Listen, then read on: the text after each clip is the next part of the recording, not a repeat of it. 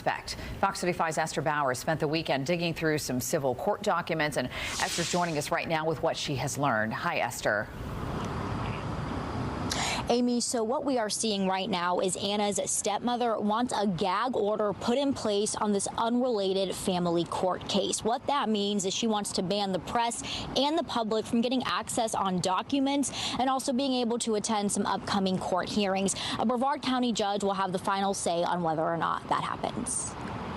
From a suspect in a cruise ship death to a suspect in a murder. You're talking a 16-year-old. These new court documents say Anna Kepner's 16-year-old stepbrother is currently the subject of an active FBI criminal investigation involving the suspected murder of his mother's stepdaughter. If this truly was a homicide, if it was, and I'll take it a step further, was a murder, they need to get that person who committed that crime locked up because they are a danger to the community. No one has been arrested for Anna's death yet, but in these documents, her stepmom is asking a judge to seal a child custody case involving her biological children to stop any more information from going out. You cannot use family law court as a tool to hinder a criminal investigation. And the judge is going to be very cautious as to what restrictions she actually places on this. Jose Rivas is a criminal defense lawyer not affiliated with the case. He doesn't think a gag order is necessary and shouldn't be granted.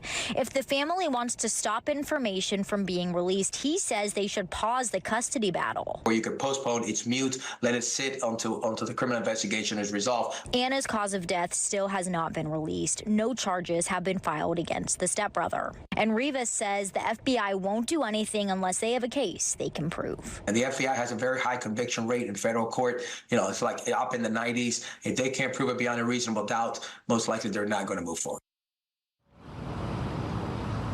And the judge here in Brevard has not ruled whether or not they will seal the case and ban the media from attending the upcoming court hearings. The next hearing date is set for December 5th. Reporting live in Vieira, Esther Bauer, Fox 35 News. Thanks, Esther. New details this evening on a deadly crash in Apopka. 2 people are dead and 2 teenagers hurt after a Mustang slammed into the side of a van. Fox 35's Matt Trez is live on that story tonight. So, Matt, what's the latest on this crash? So the latest information we have is that it happened right at the intersection behind me there. This is Rock Springs Road, right after the Lynx van was making a Lynx Access van making a turn onto Alexandria Place, and that is where a Mustang, they say, slammed into it, into the side of it. We were on the scene of the crash last night. You can see the front of the blue Mustang totally destroyed. It hit the backside of the Access Lynx van. 2 passengers on the van, an 81-year-old man and a 94-year-old woman, were unfortunately killed. Their names have not yet been released.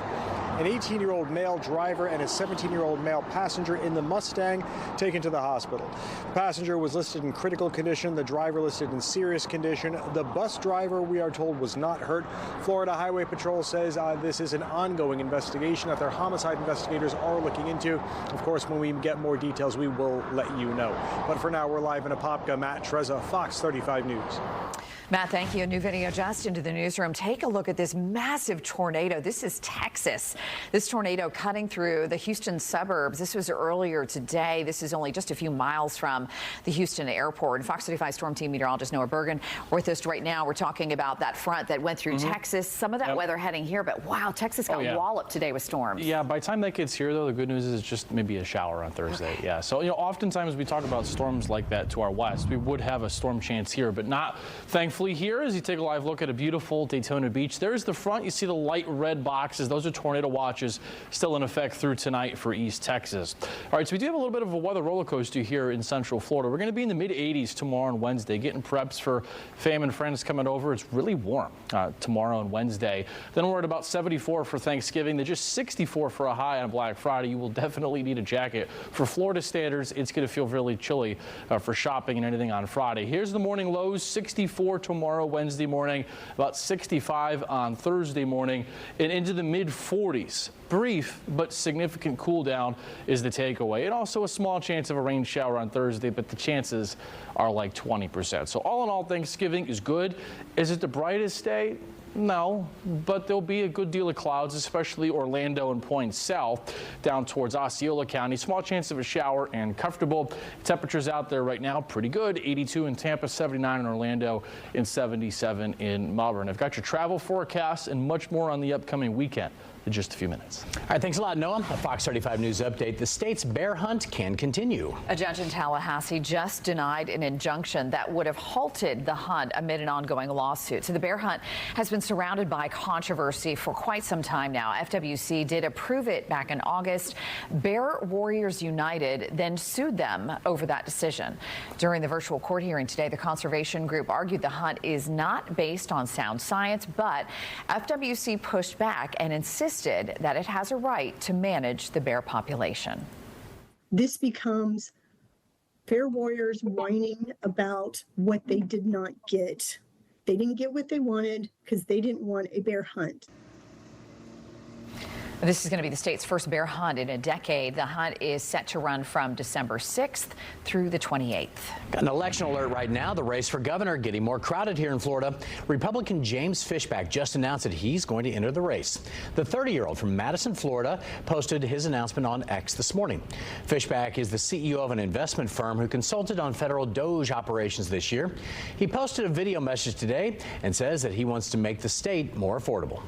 We've got to build on the affordability mandate. We have to make Florida affordable for you and your family. If you're watching at home, we got to make it easier for you to buy groceries, to get a great paying job, to get a home, raise a family, and retire with dignity. Fishback is one of 3 Republicans who are officially running for governor. He's going to face Congressman Byron Donalds and former House Speaker Paul Renner for the Republican nomination. First Lady Casey DeSantis and Lieutenant Governor Jay Collins also rumored to be considering a run. On the Democratic side, Orange County Mayor Jerry Demings is going against former Republican Congressman turned Democrat David Jolly.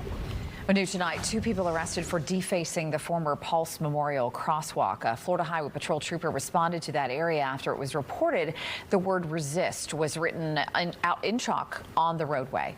Investigators identified Austin Trahan and James Houchins through video of the chalking. It wasn't hard for the trooper to track them down because they were spotted at a nearby donut shop. Both men denied defacing the crosswalk and were arrested on criminal mischief charges. All right, coming up here on Fox 35 News at 5, online posts reveal more than a criminal past about a suspected shooter. New details on that deadly shooting that took the life of a deputy and now a locksmith. Also, the future of roller coaster safety is patent pending. Having a vehicle that can actually attach to and kind of crawl the track, that's going to be a big time and money saver for Universal. A new document showing what's next for the riders at Universal Studios. And you're watching Fox 35 News at 5 here on a Monday evening in Orlando. We'll be right back.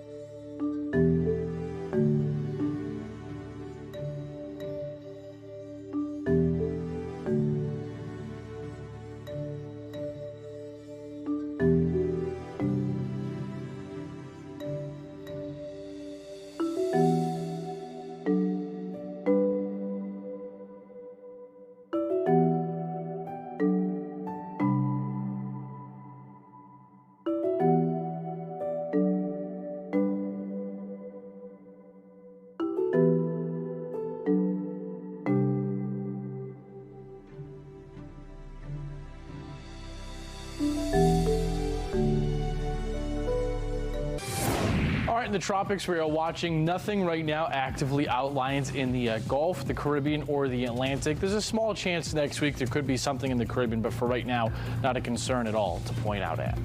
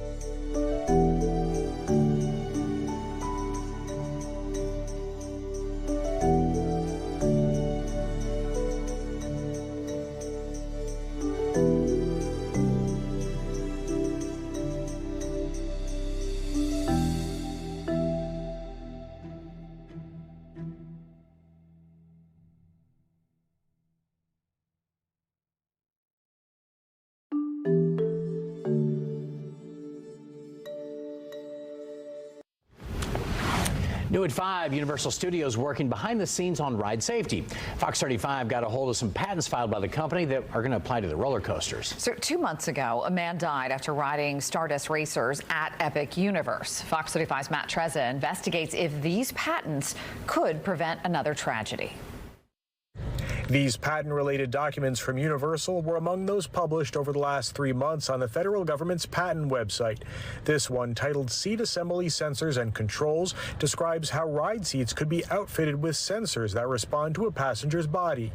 Theron White is a theme park expert. This application is showing a different type of node and sensors that they can set up for ride vehicles to be able to see exactly who's sitting in each individual ride seat. Filed in April, this technology could even let a seat automatically adjust to each passenger. Illustrations show the sensors placed throughout the seat and harnesses. It adjusts not only for comfort, but for safety aspects, and it allows the ride itself to check and make sure that the people who are in the seat are in the seat as most comfortably and as safely as they can possibly be without human intervention. Other tech detailed in patents filed in 2023 and granted this month show robotic rail units that can remotely inspect rides like roller coasters using their sensors and cameras to spot potential safety problems. So having a vehicle that can actually attach to and kind of crawl the track, that's going to be a big time and money saver for Universal. They'll be able to use it potentially for all of their rides. 32-year-old Kevin Rodriguez Zavala became unresponsive on the Stardust Racers roller coaster in September and later died of multiple blunt force injuries. His death was ruled an accident. Attorney Albert Yanfa, who's not connected with this case, says Zavala's lawyers may interpret Universal applying for the sensor patent as evidence in their favor. This is not Universal taking steps in reaction to an incident that happened on their property. They had already identified something lacking in their safety procedures. And in this case, there's no way to identify whether somebody is properly restrained, if they're shifting, if they're moving in their seat. Theme park expert Seth Kuberski says the documents show the park's commitment to guest safety. They do show that Universal continues to invest in research to make their attractions safer for their guests and takes safety very seriously. Experts do stress that, as with all patents, it may be years from now that this technology actually ends up being used for Universal's theme park rides, if at all. In Orlando, Matt Trezza, Fox 35 News. Welcome back. It's Fox 35 mission control time. Boeing's next mission is not going to have any astronauts on board. NASA just announced that they're revising their Starliner contract. That means the number of missions are going to go down from 6 down to 4. Now, this comes after the last Starliner flight that stranded 2 astronauts in space for about 10 months. The original mission was supposed to be only 8 days. This change also means that the next mission will be uncrewed. The Starliner program has been delayed by numerous issues, including technical problems and cost overruns. Boeing's next Starliner launch is going to deliver cargo to the ISS, but that launch is going to happen sometime after April of next year. All right, let's take a look over at the Launch Credit Union camera right now at Port Canaveral. Nothing on the launch schedule for this evening. It's kind of unusual these days. Used to be a big deal when it happened. Now it's daily. It's big when there's not one. Noah's back with us right now. Hi, Noah. Good to see you. It looks a little hazy on that shot looking out at the vehicle assembly building, but it's actually quite nice. Yeah, you know, the ones last week were like highly photogenic. I mean, it was so clear you could see them from like the other side of the state. Yeah, we should just have launch every few hours. Just keep them going like that. It's so good.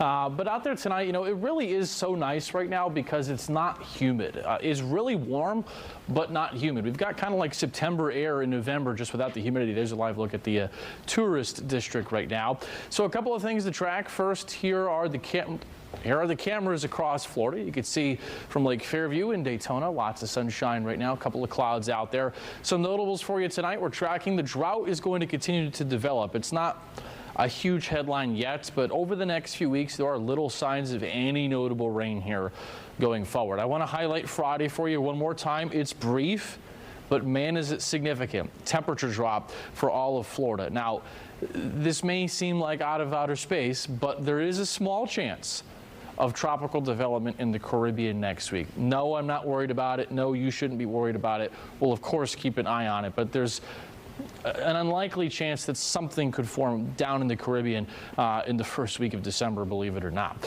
All right, so out there tonight, no rain. There's a few showers off the Space Coast, but that's where they will stay. The satellite is nice and clear. As we talked about at the top of the newscast, we do have some severe weather in eastern Texas. Now, this front, in part, is going to come through here on Thanksgiving, but without any rain, really, or thunderstorms, just a sprinkle and some clouds. And we have tornado watches that continue for the Houston area up towards Shreveport, where a tornado was actually seen from the runways at IAH, the International Airport, earlier this afternoon. All right, a little bit warmer inland, about 80, Winter Haven and Bushnell, 76 in Sanford. Temperatures overnight, 60s for most. Maybe some patchy fog, basically nightly at this point. There can be patchy fog early in the morning. Temperatures tomorrow about 84 or so in Orlando, lower 80s on the East Coast beaches. All right, so here's the zoomed out futurecast. So Thanksgiving preps tomorrow.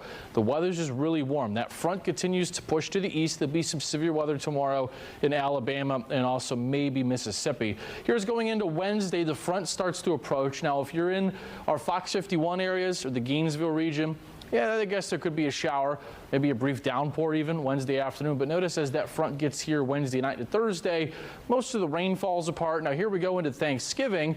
We'll have a blend of cloud and sun, but here's noon. And notice how the clouds kind of build back in. And Florida is divided. Further south, cloudier.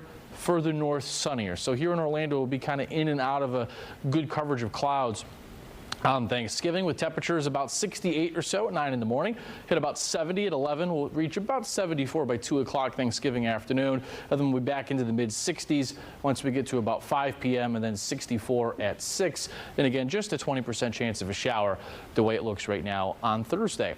All right, so Friday, the high is 64. Yeah, we go from 84 to 74 to 64 in 3 days, and the wind chills Friday morning will be down into the 30s. We'll talk to you more about that in the next half hour.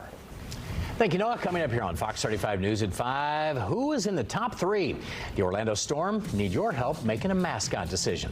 And all new on Fox 35 News Edge at 6. A Cocoa man tries to prevent more flooding damage to his home by pumping out the water. Well, now he's facing trouble with the city, and he's turned to Fox 35 for help. That story when we come back.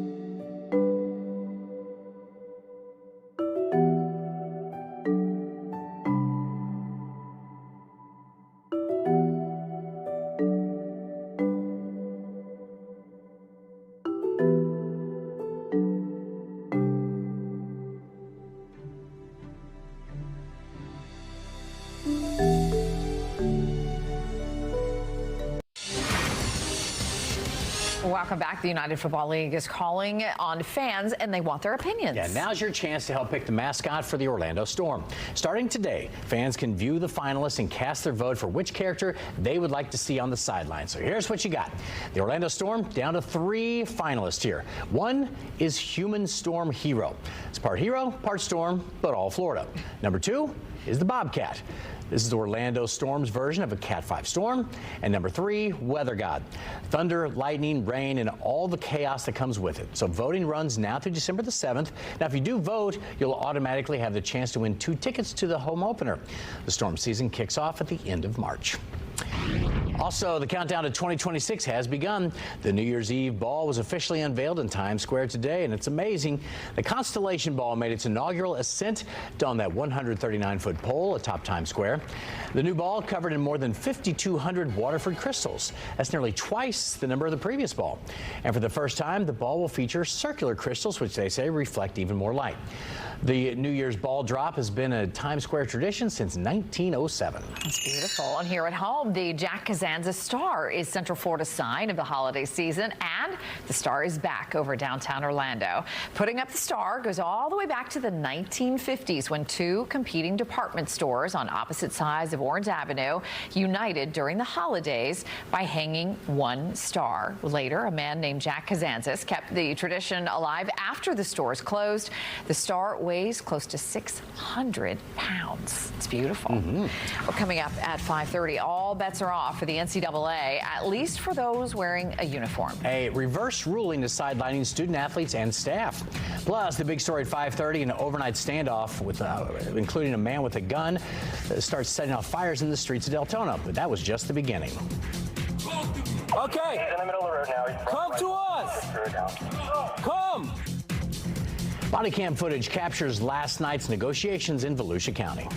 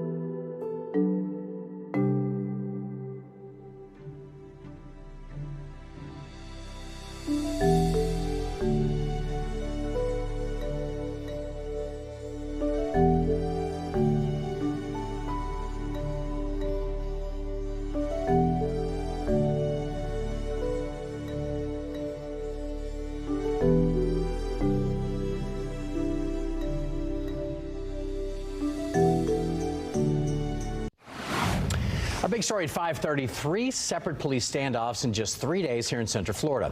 One ended with 3 people dead. We begin in Volusia County, where deputies confront a man with a gun who was setting fires in the street in Deltona. This happened on Patron Avenue, and Fox 35's Marie Edinger is joining us live right now. Marie, how are deputies able to handle this situation to keep everybody safe? The deputies said they had de-escalation training to thank for all that. Things could have gone way, way south. This man had multiple weapons with him and was saying some things that deputies found concerning, but they were able to get him through all of this without anyone being hurt. When the Volusia County Sheriff's Office got to the scene, they say they found a man standing in the road with a rifle and an armored vest, lighting things on fire in the middle of the street. Deputies set up a perimeter and started talking to him, trying to convince him to turn himself in peacefully. They told me you're a vet. Are you a vet? Yeah. Me too. Marine Corps, you? Yeah, you don't know me. I'm trying to help you, buddy. I am trying to help you. I see you're in distress. The back and forth went on for about an hour. Well, you have to walk first, because I want you in my light so I can see if you have a gun or not. Eventually, VCSO says the man put his rifle on the ground and looked ready to surrender, but then got worked up and went back toward the weapon. I'm in position with the less lethal if you want. I'm going to deploy. They wound up hitting him with 2 40-millimeter rubber rounds, and they got him in cuffs, then brought him to a hospital for a mental health evaluation under the Baker Act. VCSO says other than the rifle, he also had a shotgun and a taser with him and 2 more handguns in the open trunk of his car.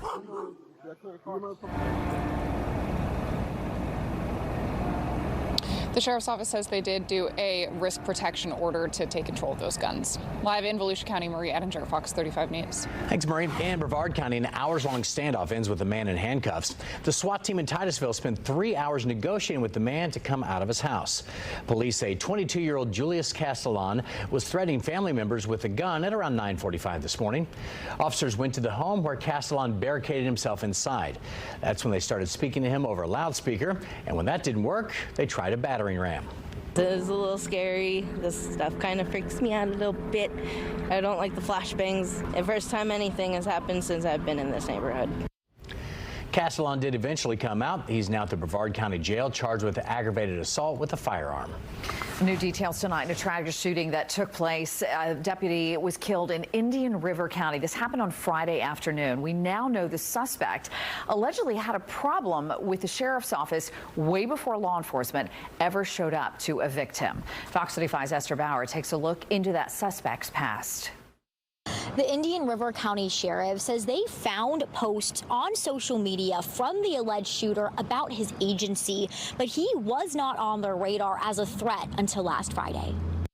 This is a past mugshot of the alleged shooter in Virginia, where Michael Halberstam had been arrested before. Has a 2006 narcotics charge and a 2015 misdemeanor assault charge, both out of Virginia. The Indian River County Sheriff says his mom had called deputies in Florida 7 times in the last month before a final eviction was ordered on Friday. When deputies and a locksmith responded to the home, the suspect started shooting. This is not a situation where a person would ever be expected to start shooting indiscriminately at these deputies. 25-year veteran deputy Terry Mashkow died in the line of duty.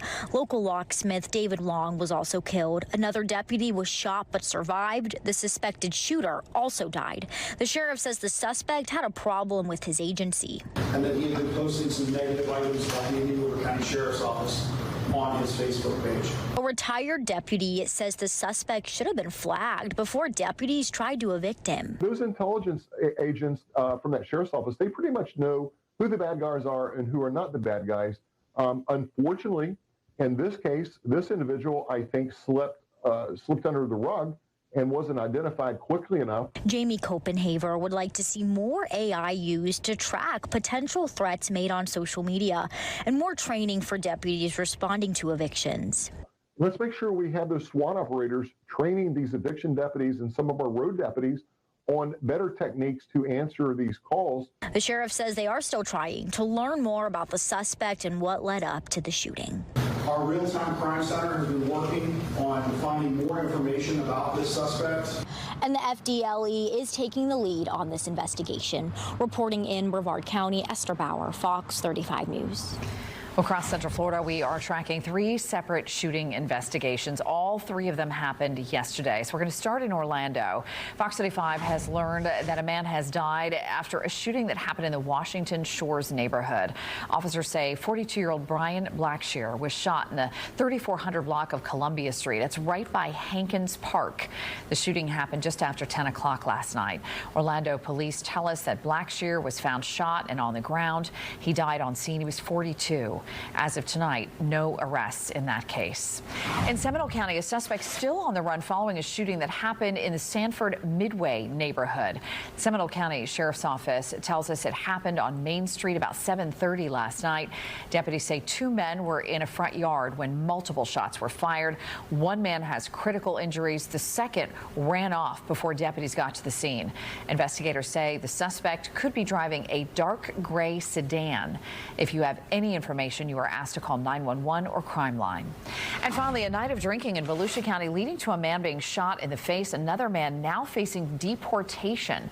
Deputies say the man on your screen here is 41-year-old Anselmo Salazar Colon, who shot his roommate. The shooting happened at a house on West New York Avenue. That's in DeLand. It was early yesterday morning. Colon is behind bars without bond. He's facing attempted murder and aggravated assault charges. Sheriff's Office says he is undocumented and ICE has been notified. Got a Fox 35 News alert right now. Cases dropped. The charges against former FBI Director James Comey and New York State Attorney General Letitia James are dismissed.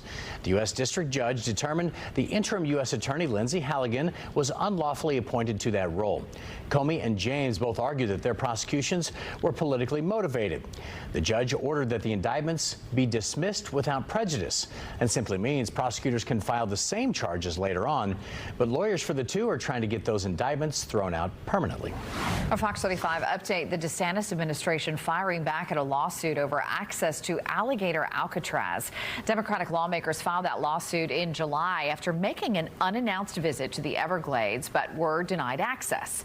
The DeSantis administration now says they don't have a legal right to enter that facility, quote, at their pleasure. The case about the legislators' access has been assigned to a Leon County Circuit judge. That's up in the Panhandle. An online docket this morning did not show any scheduled hearings. This is one of 3 lawsuits targeting that facility. As of right now, it is allowed to continue operating. Also new tonight, all bets are off for college athletes. The NCAA is reversing their policy on sports betting.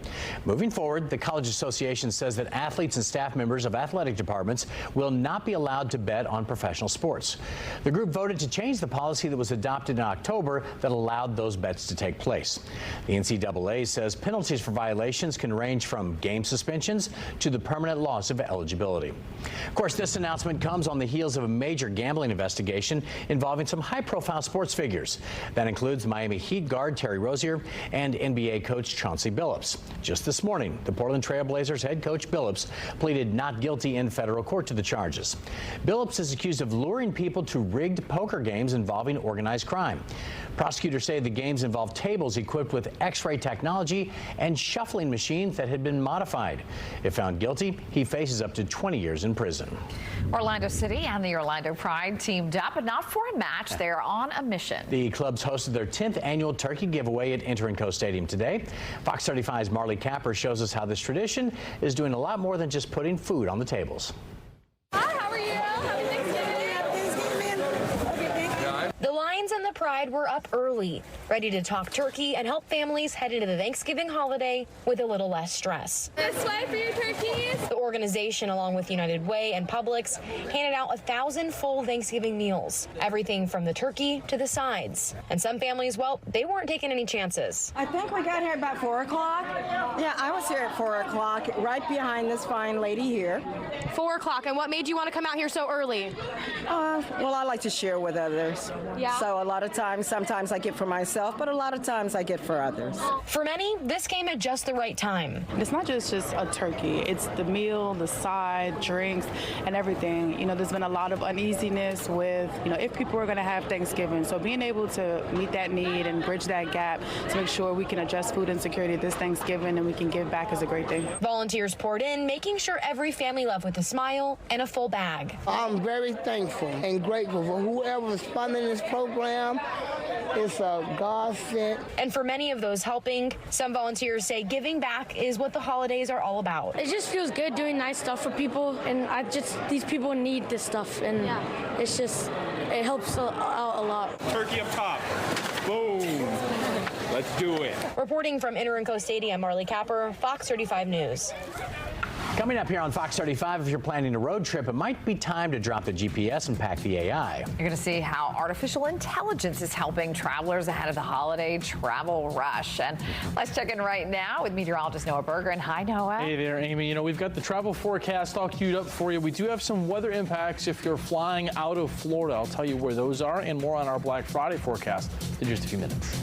Noah, thank you. Right now, let's give you the Fox 35 Pump Patrol. Gas is $2.99. This is at the Citgo on North Country Club Road. That is in Lake Mary. All right, let's take a look at our mystery cam today. That's a tough one right now. Why they turn off all the lights?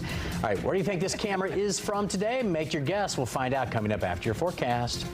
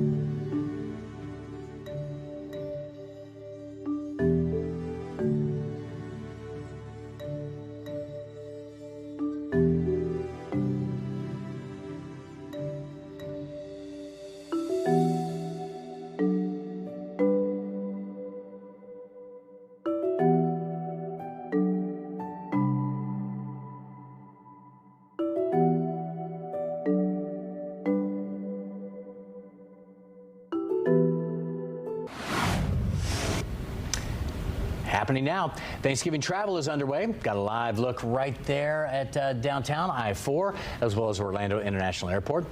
FHP says more people are opting to drive than fly this holiday. It means about 73 million people are going to be hitting the road, which is about 1.3 million more than last year. I always wonder how they were able to forecast that. I don't know. They do a poll and ask people. They called everybody. You didn't get the call this year? Nobody called me. Nobody I answered asked. for you. I told them you weren't going. That's good. Well, check this out. Do you still have details in your holiday vacation left to sort of iron out? AI could help you. Experts say artificial intelligence is transforming our travel one click at a time. But there's some things that you need to be on the lookout for. Fox 35's Ariel Placencia explains. if you use it correctly, it can really enhance your trip. Pack your bags. Some travelers aren't going on vacation without artificial intelligence chatbots. Nobody is patient anymore, so ChatGPT is giving us whatever we want in just seconds, nanoseconds. ChatGPT is just one example of an AI chatbot. Basically, you can ask the virtual assistant to generate restaurant recommendations, cheap flight options, or unique vacation activities. Additionally, users can prompt the chatbot to give tailored answers based on their individual preferences. If my minimum requirements in a hotel are these components, which hotels fit that? It is a great list maker. And in some cases, travelers are having the chatbot spit out a full itinerary. Minute by minute, go there, have lunch here, experience this cultural events, and it was like a roadmap for me. And local travel experts have seen these AI-generated vacation itineraries from their clients. An itinerary that was a good itinerary for Poland, but completely unachievable in a normal day. So they had just way too many things on each day, and maybe the prompter said they like to see things fast. So make sure the prompts you give the virtual assistant are clear, experts recommend, and always fact-check the information. ChatGPT had them going to a ball on New Year's that's actually in February. It had them doing things on New Year's Day that are closed. AI can sort through copious amounts of information fast, which saves you time when narrowing down options. But it's not a bad idea to ask a human who's actually been to that vacation destination for their thoughts too. AI doesn't have that kind of nuance to say like, you know what, you have to wait 15 minutes before you get in that museum, and then once you're in there, even if you think you go through fast, you don't. In Tampa, Ariel Placencia, Fox 35 News. Well, speaking of travel, some of you might be setting sail this week. So let's take a look there at the Launch Credit Union camera. This is Port Canaveral. Wow. Beautiful night. That is gorgeous out there. Looks like there's a ship off in the distance. My eyes are failing me, but I think I see one or two. So Fox 35 Storm Team meteorologist Noah Berggren joining us right now, and should be good for folks heading out into the Caribbean. Why would you want to go anywhere else, though? I mean, it's going to be so nice here for Thanksgiving. Yeah, you know, I'm enjoying the September weather right now. I mean, it's really warm. Yeah, it was. Fine to me. Light up Mount Dora on Saturday. We were out there together. That was great. It was really, really nice, even late in the night. I feel bad when people are trying to put up their Christmas lights outside and they're all sweaty. You know, it's just not realistic. Don't shoot the messenger. But hey, you'll like Friday, though. Friday's going to put you in the holiday vibe. I think if you're going to be out and about Friday shopping, you'll definitely be reaching for a heavy jacket here in Central Florida. That's for sure. All right, so let's talk travel and Thanksgiving. Out there right now, we don't have any air delays at any of our Central Florida airports, so that currently is some good news to pass along. Across the rest of the country, a little bit of delays in New York, but most airports right now are actually okay out there on this Monday evening. We do have some pretty notable weather to the north if you're traveling. Here's some snow. Look at this strip of snow here from Wyoming all the way to upstate Vermont and New Hampshire. Look at some of the snow totals. This is through Friday. Cleveland, if you're heading to Cleveland, Ohio, 3 inches of snow. A couple inches of snow in upstate New York. A couple lake effect snow bands here, maybe a few up to a foot north of Syracuse. Back into Michigan, a couple inches of snow. Minneapolis, some snow. Up into northern Wisconsin, some big time snow. So if you're traveling, I created a couple forecasts for you here tomorrow across the whole country. Here in Florida, if you're leaving at any of the Florida airports tomorrow, there's no weather impact. The only national headline-making weather impact I see tomorrow is Atlanta Hartsfield. So if you're flying into or connecting from Atlanta tomorrow, especially later in the day, there will be a very high impact from severe weather coming by out of Alabama. So if you are flying out of Orlando tomorrow, in the afternoon after work and you're going through Atlanta, prepare for a lot of delays at Atlanta. Now on Wednesday, the real big delays will be mainly up north. If you're flying to Chicago, either O'Hare or Midway, very high impacts, it looks like they're from high wind gusts over 50 miles an hour.